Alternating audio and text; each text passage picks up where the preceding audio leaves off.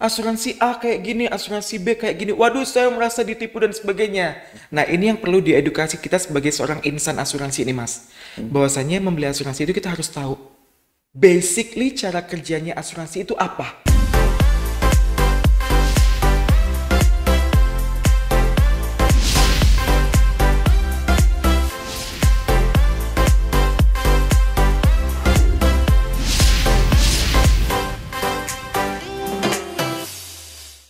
Halo Life Friends, balik lagi sama gue, host Faisal AR di BN Life Corner, tempat kita ngobrol-ngobrol dengan orang-orang inspiratif. Menurut data OJK, di tahun 2018, penetrasi industri asuransi di Indonesia baru mencapai angka 2,7%. Artinya, misalnya ada 1.000 orang penduduk Indonesia, hanya 27 orang yang baru punya asuransi. Jadi masih sedikit sekali. Pastinya ada banyak alasan kenapa hal ini bisa terjadi. Mungkin salah satunya adalah karena banyak orang Indonesia yang belum tahu produk asuransi itu ada apa aja sih. Nah, hari ini kita bakal ngobrolin tentang produk-produk unggulan yang ada di BNI Life. Gue bakal ditemenin oleh seorang sales trainer yang dulunya juga adalah seorang sales. Namanya Mas Agus Wibowo, biasa dipanggil Mas Owi. Oke, langsung aja kita sambut Mas Owi. Weh, luar biasa nih Mas Faisal. Gimana kabarnya, Mas? Alhamdulillah, saya baik. Gimana Mas Owi nih? Alhamdulillah baik. Senang loh saya dapat undangan dari BNI Live nih untuk menyapa teman-teman live friends nih. Siap. Alhamdulillah ya kalau sehat gitu. Ini langsung aja mungkin kita ke pertanyaan pertama nih Mas. Boleh ya? Nih, kalau dari kita ngomongin asuransi ya, jenis asuransi itu ada apa aja sih Mas? Oke, ini pertanyaan yang sometimes juga salah satu trap buat masyarakat Indonesia nih, Faisal. Kadang-kadang orang-orang itu membeli asuransi itu based on kedekatan dengan penjualnya, betul ya Mas Faisal ya? Iya, benar. Tanpa dia tahu jenis asuransinya apa. Iya. Relate ke pertanyaan Mas Faisal tadi tuh. Pada dasarnya asuransi itu dibagi menjadi dua, Mas Faisal. Yaitu asuransi yang bersifat tradisional atau benar-benar murni kinerjanya adalah asuransi atau perlindungan. Dan yang kedua adalah asuransi yang dibalut dengan unsur investasi atau yang seringkali masyarakat dengar yaitu dengan istilah unit link nih Mas Faisal. Jadi dua ini adalah jenis asuransi yang pada umumnya sering banget kita jumpai di lapangan nih Mas Faisal. Dengan cara pembayaran yang berbeda-beda pula nih masing-masing. Contoh nih, pada dasarnya asuransi itu cara pembayarannya dibagi jadi dua. Yang secara reguler dan juga secara single atau sekaligus nih Mas Faisal. Kalau reguler itu mulai dari bulanan bisa, tribulanan bisa atau 3 bulanan, semesteran bisa, dan juga mungkin tahunan. Yang notabene adalah harus terus-menerus membayar. Baik itu tradisional maupun unit link. Nah, satunya lagi yaitu yang sekali pembayaran. Jadi cukup sekali bayar di awal saja.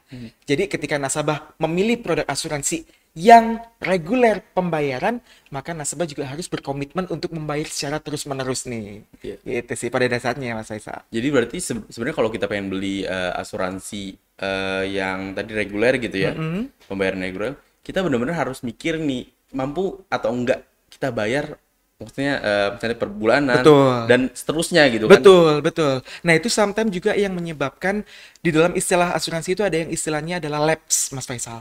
Karena ketidakmampuan nasabah dalam membayar yang namanya premi asuransi dengan berbagai alasan ya. Nah, maka dari itu ketika aku menawarkan waktu pengalaman aku sebagai seorang sales dulu tahun 2008 itu, ketika aku menawarkan asuransi, bagaimana caranya sesuai dengan kebutuhan nasabah dan nasabah mampu membayar nggak?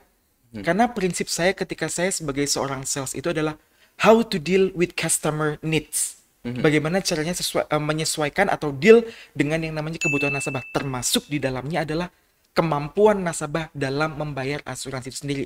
Nah, kalau reguler tadi tiba-tiba 3 tahun lagi deh misalnya Mas, nasabah nggak mau bayar, apa yang terjadi?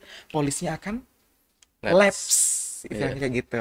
Jadi intinya adalah asuransi itu hal yang jangka panjang ya. Betul sekali. Benar-benar harus dipikirin. Ibarat kata lah, sekarang kan pemerintah sudah buat program yang namanya jaminan kesehatan. Betul ya Mas Faisal ya? Iya. Yaitu BPJS ya. Sampai kapanpun masyarakat Indonesia kalau mau di cover oleh BPJS, berarti selama itu pula nasabah harus membayar. Betul ya Mas Faisal ya? Benar. Sama dengan yang di asuransi. Pun juga mobil pun selama nasabah membayar asuransi mobilnya, selama itu pula mobilnya akan dilindungi. Tapi Iya. once ketika nasabah nggak membayar, otomatis proteksi terhadap mobilnya juga akan hilang gitu. Hilang, sama dengan asuransi jiwa pada umumnya, Mas. Jadi ya fair lah. Maksudnya ketika Yes. lu bayar lu dapat proteksi. Betul sekali, betul. Nah, tadi Mas Owi ngomongin tentang asuransi yang unit link gitu kan sama Betul. tradisional. Itu bedanya apa sih, Mas? Nah, ini nih yang juga lagi happening di masyarakat Indonesia nih, apalagi para anak-anak muda nih ya, terjerembab dalam blogger-blogger yang notabene asuransi A kayak gini, asuransi B kayak gini. Waduh, saya merasa ditipu dan sebagainya. Nah, ini yang perlu diedukasi kita sebagai seorang insan asuransi ini, Mas. Bahwasanya membeli asuransi itu kita harus tahu basically cara kerjanya asuransi itu apa. Dia benar-benar tradisional atau merupakan asuransi yang di dalamnya ada unsur investasi yang kerap disebut dengan namanya adalah asuransi unit link. Kalau asuransi tradisional itu dibagi jadi 3, Mas Faisal. Ya. Yang pertama adalah asuransi yang mengcover selama seumur hidup. Biasanya jangka waktunya sangat panjang tuh, 90 tahun, 100 tahun, dan seterusnya. Ya. Yang kedua adalah asuransi dwiguna atau ibarat kata adalah endowment, Mas. Di mana di dalamnya ini ada nilai tunainya, unsur nilai tunai. Biasanya adalah erat kaitannya dengan asuransi yang digunakan untuk biaya pendidikan. Jadi memberikan dana tahapan. Ya. Nah, sama yang ketiga adalah asuransi berjangka atau yang kerap disebut dengan term life. Di mana dia masa asuransinya atau masa coverage-nya itu relatif ada jangka waktunya. Mau setahun ada, 3 tahun ada, 5 tahun ada, mungkin 10 tahun. Tapi ketika nasabah selesai masa asuransinya, otomatis uangnya tidak akan kembali. Itu adalah asuransi term life. Dan yang kedua adalah asuransi unit link, Mas. Ini nih yang sering sekali jadi misunderstanding lah ibarat kata, Mas ya. Yeah. Misrepresentation both of customer and agen asuransi itu sendiri ya, Mas Yeah. ya. Ketika menjual asuransi unit link menggunakan pendekatannya adalah Investasi. investasi, Mas. Pengalaman nih. Enggak. Alhamdulillah tidak. Alhamdulillah enggak. Gini, Mas Faisal. Ya, asuransi unit link itu basically dibagi jadi 2 cara kerjanya, Mas. Yaitu front end dan back end. Oke. Maksudnya front end itu apa? Biaya-biaya itu dikenakan di awal. Contoh ada yang namanya biaya akuisisi dan sebagainya. Dimana biasanya kalau front end ini adalah produk-produk asuransi yang disalurkan melalui channel distribusi agency, Mas. Oh sorry, betul agency ya. Agency, kemudian bank assurance juga. Nah, satu lagi adalah back end. Jadi dia mungkin di awal tidak dikenakan biaya sama sekali. Tapi ketika nasabah narik sebagian, atau mungkin nasabah melakukan switching, menarik sebagian duitnya, atau menutup polisnya, itu dikenakan biaya yang cukup besar. Itu adalah asuransi yang sifatnya unit link back end, Mas. Nah, ketika kita berbicara unit link, di dalamnya itu ada unsur asuransi yang terbalut dengan unsur investasi. Maksudnya bagaimana? Seringkali agen-agen asuransi itu menjual dengan istilahnya, Bu, nanti investasinya itu bisa digunakan untuk beli Tas misalnya. tas LV gitu ya. Atau mungkin sepeda motor, mobil, dan sebagainya. Nah, padahal sebenarnya konsep kerja di dalam asuransi unit link itu bukan demikian. Konsep kerjanya adalah nilai investasi yang ada di dalam produk unit link itu notabene diproyeksikan untuk mengimbangi atau mungkin menutup yang namanya biaya asuransi yang mengalami kenaikan setiap tahunnya sesuai dengan kenaikan usia. Ya. Nah, contoh nih, Mas. Ketika Mas Faisal sekarang berusia 30. Dengan Mas Faisal berusia 50, otomatis biaya asuransinya akan jauh lebih gede 50. Lebih gede dong, karena risikonya lebih tinggi. Betul ya, Mas Faisal ya? Nah, di unit link, ketika Mas Faisal di usia 30 cuman bayar 500.000 sebulannya, sampai dengan nanti usia 50, Mas Faisal akan terus membayar hanya sebesar 500.000 rupiah. Bagaimana dengan biaya asuransi yang mengalami kenaikan? Itu nantilah yang akan di-cover melalui investasi. Betul sekali. That's the point of unit link, Mas. Iya. Nah, kalau Mas Faisal beli produk unit link, contoh nih, saya punya produk di telemarketing yang kerjasama dengan BNI Life waktu itu, Mas. Ya, saya berusia 28 waktu itu dengan premi 380. 2 tahun kemudian, preminya naik jadi 420, Mas. What? Yes. Wah, gila. 2 tahun kemudian naik lagi 200.000. Nah, ini yang notabene berbeda dengan unit link dan juga tradisional. Itu mager juga ya maksudnya. Mager juga, betul. Ibarat kata, apalagi kalau misalnya nasabah sudah expense di awal, at least sudah mempersiapkan dananya, oke 500 sampai kapanpun. Nah, ini benar cocok untuk unit link. Jadi, unit link itu bukan sebuah produk yang notabene produk salah, Mas.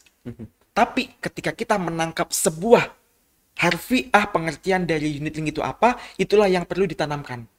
Bahwasanya unit link adalah asuransi atau proteksi yang di dalamnya terdapat unsur investasi, di mana unsur investasinya ini digunakan untuk bisa mengimbangi yang namanya kenaikan biaya asuransi gitu.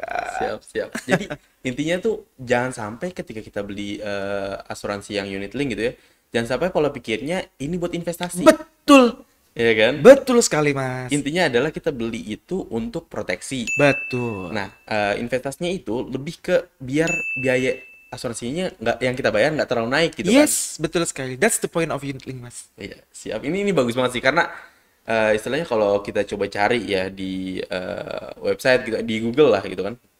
Nah, pasti banyak banget tuh penipuan unit link gitu kan. Yes, betul sekali, Mas. Itu karena ada investasinya jadi erat apa ya ketika apakah itu penjualannya atau nasabahnya salah nangkep gitu kan. Betul. Jadi ada miskonsepsi gitu. Betul. Miskonsepsi ini biasanya ada 3 hal nih, Mas. Satu, perusahaan asuransinya nakalkah? Yang kedua, agen asuransinya nakalkah atau pemasarnya? Atau mungkin yang ketiga, nasabahnya yang nakal, Mas. Kalau perusahaan asuransi nakal, di Indonesia ini perusahaan asuransi, contoh DBNI Life, sudah berdiri berapa tahun nih, Mas? 24. 24 tahun. Coba kalau BNI Life nakal, mungkin nggak berdiri sebegitu lamanya. Jelas nggak mungkin. Yang kedua adalah agen asuransi yang mungkin bisa jadi ketika dia mempresentasikan sebuah produk, ada beberapa produk-produk informasi yang tidak disampaikan oleh nasabah. Nah, perusahaan asuransi istilahnya memberikan sebuah batasan-batasan bahwasanya ada yang namanya free look. Masa free look atau masa mempelajari isi polis. Yang mana ketika polis itu sudah dikirimkan kepada dari BNI Life ke nasabah, nasabah masih bisa mempelajari isi polis, Mas. Namanya istilahnya adalah free look period. Itu berapa hari, Mas, betul? Macam-macam tinggal dari produknya, ada yang 14 hari dan sebagainya. Macam-macam. Dan yang ketiga, bisa jadi adalah kejahatan dari nasabah, Mas. Tapi saya yakin si nasabahnya BNI Life ini nggak mungkin ada yang jahat ya. Amin. Semuanya masih baik-baik ya. Amin. Aduh, itu, Mas. Jadi misalnya nih, ketika di awal nasabah komplain, saya nggak dijelasin ini dan sebagainya. Padahal nasabah sudah dijelaskan sama si agen pemasarnya. Nah, karena nasabah merasa bahwasanya dana saya yang telah saya bayarkan sekian juta, misalnya let's say 10 juta nih, kenapa kok tiba-tiba menjadi hanya tinggal 3 juta nih? Nah, karena itu tadi, kalau basicnya adalah unit link, yang harus dicek adalah nilai apa namanya? Instrumen-instrumen atau biaya-biaya di dalam unit link itulah yang perlu diperhatikan, Mas. Karena biaya inilah yang menciptakan namanya perlindungan untuk nasabah. Siap. Aduh, ini semoga teman-teman yang lagi dengerin dapat insight-nya ya. Betul. Karena unit link ini intinya bukan investasi tapi proteksi. Yes. Jadi kalau jenis asuransi itu dibagi 2 tadi ya. Betul. Tadi tradisional terus unit link. Betul. Tradisional dibagi 3. Betul. Whole life ini yang seumur hidup, term life yang berjangka, endowment yang proteksi, terus ada unsur nilai tunainya. Betul sekali. Terus unit link ada front end, ada back end. Front end biayanya di awal, back end biaya di akhir. Bisa jadi seperti itu. Betul. Siap. Cakep loh. Nah, terus ngomongin asuransi nih ya, gue tuh sering dengar bahwa kebutuhan kita akan asuransi itu tergantung dengan di mana fase hidup kita saat ini. Betul sekali. Betul. Kalau menurut Pak Sawi, fase hidup itu ada apa aja dan di fase tersebut itu biasanya butuh produk asuransi seperti apa? Oke. Nah, ini menarik sekali nih Faisal. Ketika kita berbicara sebuah produk asuransi, haruskah produk asuransi ini hanya dimiliki untuk let's say masyarakat yang notabene sudah masuk usia 30 tahun ke atas gitu tuh? Apakah bagaimana dengan ketika masa fase kehidupan misalnya anak-anak dan remaja nih? Tapi sebelum masuk ke situ aku mau sharing sedikit mengenai yang namanya wealth management architecture nih Faisal. Ya, di dalam sebuah wealth management architecture ada 3 pilar. Ibarat kata adalah sebuah segitiga wealth management architecture itu disokong melalui 3 pilar. Di mana 3 pilar ini menyokong untuk sebuah perencanaan keuangan yang sehat. Ya, pilar yang pertama adalah yang disebut dengan wealth distribution. Ini menekankan perencanaan keuangan setelah melalui masa produktif, which is mungkin after pension. Nah, kemudian yang kedua adalah wealth accumulation. Ini menekankan bagaimana kekayaan itu bisa tumbuh nih Faisal. Mulai dari manajemen pajak, atau mungkin melakukan investasi dan sebagainya. Sama satu lagi adalah wealth protection, di mana menekankan pada bagaimana kekayaan ini bisa terproteksi. Salah satunya adalah dengan asuransi atau mungkin juga dengan melakukan yang namanya diversifikasi. Kalau si Warren Buffett ya itu ya, Iya, Warren itu kan saya pernah membaca bahwasanya do not ever put your eggs into one basket. Iya. Betul ya. Nah, Iya. itu adalah salah satu prinsipnya diversifikasi. Nah, maksud saya adalah pilar-pilar ini harus selalu ditanamkan kepada young girl, young man saat ini juga nih maksud aku. Kenapa? Supaya ketika mereka masuk usia ibarat kata menjelang masa pra non produktif, which is kurang lebih 50 tahunan, itu mereka tidak telat. Faisal. Let's say basically kan fase kehidupan khususnya untuk yang ini tuh kan dibagi dua. Iya. Fase produktif dan non produktif. Kalau fase produktif itu mungkin pada saat dia bekerja, tapi sebelum bekerja kan ada yang namanya bayi, kemudian anak-anak, remaja, dewasa, berkeluarga, sampai dengan dia masuk masa non produktif. Nah, di setiap dari fase kehidupan ini dibutuhkan yang namanya sebuah proteksi. Contoh, ketika anak-anak dan juga remaja, apa sih yang perlu buat mereka itu? Mereka perlu yang namanya jaminan untuk pendidikan, which is asuransi yang education basis is the most important insurance. Nah, kemudian ketika mereka berkeluarga, ketika seorang ayah sudah punya yang namanya anak, bagaimana memastikan anaknya ini terus bisa bertahan hidup? Karena gini, Faisal, asuransi itu dibutuhkan bukan karena ada orang yang akan meninggal. Paham ya? Tapi asuransi dibutuhkan karena ada orang yang hidup yang harus terus mempertahankan hidup ketika si pencari nafkahnya ini adalah meninggal dunia. Itulah konsep dari asuransi, yaitu namanya adalah income replacement. Nah, jadi kalau dia sudah masuk ke dalam fase berkeluarga, jadi dia tidak harus memikirkan diri dia sendiri. Dia perlu yang namanya asuransi kesehatan. Dia perlu yang namanya asuransi jiwa. Asuransi jiwa itu macam-macam ya, misalnya mulai dari kesehatan itu sendiri, penyakit kritis, jiwanya itu sendiri, dan sebagainya. Yang basicnya adalah memberikan uang santunan ketika yang namanya resiko kehidupan terjadi pada si pencari nafkah. Resiko kehidupan itu apa? Aku punya singkatan nih, Faisal. Boleh. Namanya adalah STCM. Apa itu? Sakit, tua, cacat, meninggal. Bukan STMJ ya. STCM, sakit, tua, cacat, meninggal, yang akan terjadi pada siapapun. Saya mau tanya pada Faisal. Kalau boleh tahu sekarang Faisal usia berapa? 25. 25. Selama 25 tahun Faisal hidup menghirup oksigen di dunia ini, pernah nggak Faisal tidak pernah merasakan sakit? Bahkan sakit cuman pusing ataupun flu? Pernah, Pak. Makanya nggak pernah maksudnya. Jadi Nggak pernah kan? Pasti pernah ya. Kalau nggak pernah saya kasih 10 juta sekarang nih Faisal. Nah, karena itu merupakan salah satu resiko kehidupan yang berpeluang terjadi pada siapapun. Nah, apalagi seseorang yang sudah berkeluarga nih Faisal, which is seorang ayah, dia bekerja, ya, mobilitasnya sangat tinggi. Dia perlu yang namanya asuransi untuk kecelakaan misalnya.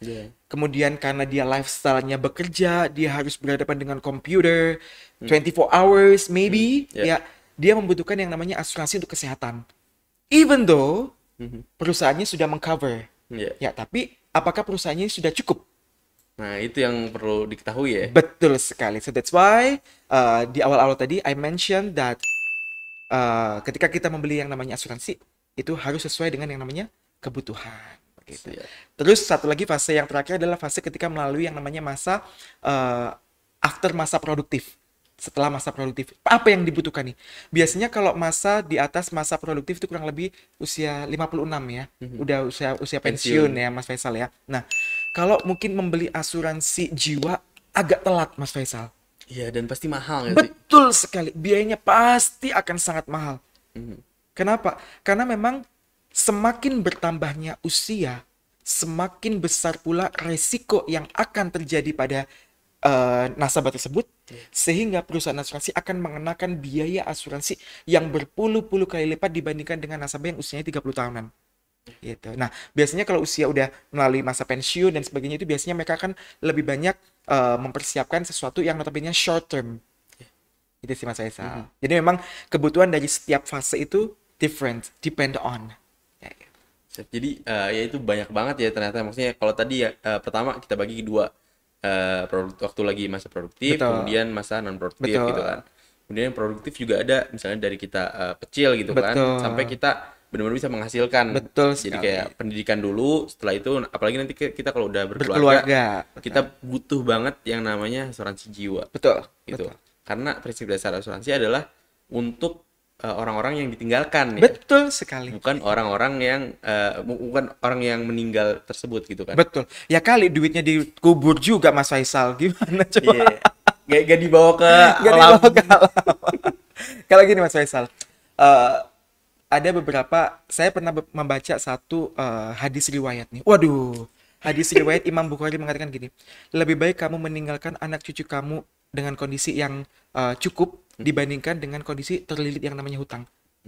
Artinya dalam ajaran Muslim pun asuransi sudah disarankan nih. Iya, cuma mungkin namanya bukan asuransi, Betul, apa gitu lah betul. ya. Nah, makanya kita di BNI Life itu ada yang namanya asuransi yang benar-benar konvensional, ada juga asuransi yang berbasis syariah. Jadi sifatnya adalah saling membantu atau gotong royong. Begitu. Siap.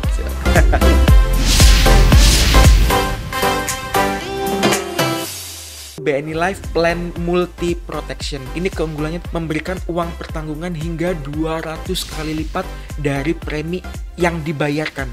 Contoh nih, premi dasarnya Mas Faisal sejuta deh, dikali 12, dikali 200, bayangkan itu berapa itu? 2 miliaran loh, ya? Mas.